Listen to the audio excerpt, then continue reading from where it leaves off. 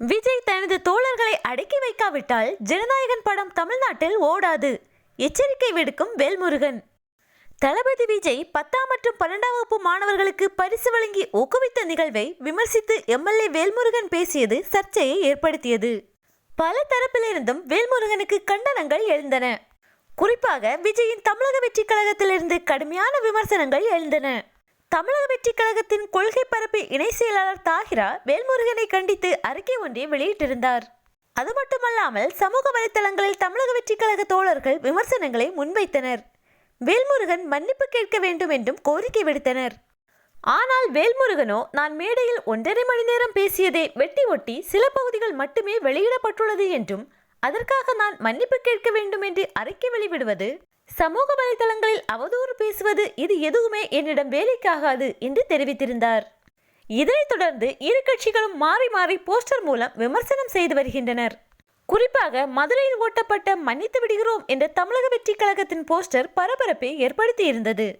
இந்த நிலையில்தான் தற்போது வேல்முருகன் விஜய்க்கு எச்சரிக்கை ஒன்றை விடுத்துள்ளார்.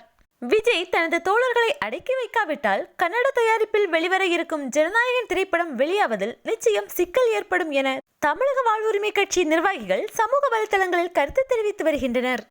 இதற்கு பதிலடி கொடுத்து பேசியுள்ளார் தமிழக வெற்றி கழக கொள்கை பரப்பு இணை செயலாளர் லயோலாமணி. அவர் பேசுகையில், வேல்முருகனின் பேச்சு அத்துமீறிய பேச்சு. அதனால்தான் தமிழ்நாட்டில் இருக்கும் தாய்மார்கள் அனைவரும் வேல்முருகனை கண்டித்து வருகின்றனர். தேர்தல் நேரத்தில் வேல்முருகன் அவர்கள் எப்படி அந்த தாய்மார்களை சந்தித்து வாக்கு சேகரிக்க போகிறார்? நீங்கள் பேசினது எல்லாம் அவர்களுக்கு ஞாபகம் வருமே. அப்போது அந்த தாய்மார்கள் கேள்வி கேட்பார்களே, அதற்கு உங்களால் பதில் சொல்ல முடியுமா? ஜனநாயகன் படத்தை தமிழ்நாட்டில் ஓட விட மாட்டோம் என்று சொல்கிறீர்கள்.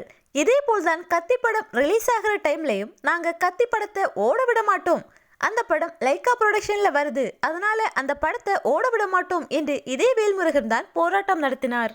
ஆனால் கத்தி படத்திற்கு பிறகு லைக்கா புரொடக்ஷனில் வெளியான அனைத்து படங்களும் எந்த ஒரு தடையுமின்றி வெளியானது.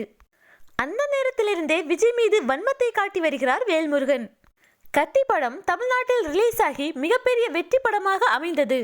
தமிழ்நாட்டு மக்களின் செல்ல பிள்ளையாக விஜய் இருக்கிறார். அவரது படத்தை ஓடவிட மாட்டோம் என்று சொல்வதே நகைச்சுவையாகத்தான் இருக்கிறது. கத்தி படத்தை போன்றே ஜனநாயகன் படமும் தமிழ்நாட்டில் வெளியாகி மாபெரும் வெற்றி அடையும், இதை யாராலும் தடுக்க முடியாது என்று பேசியுள்ளார்.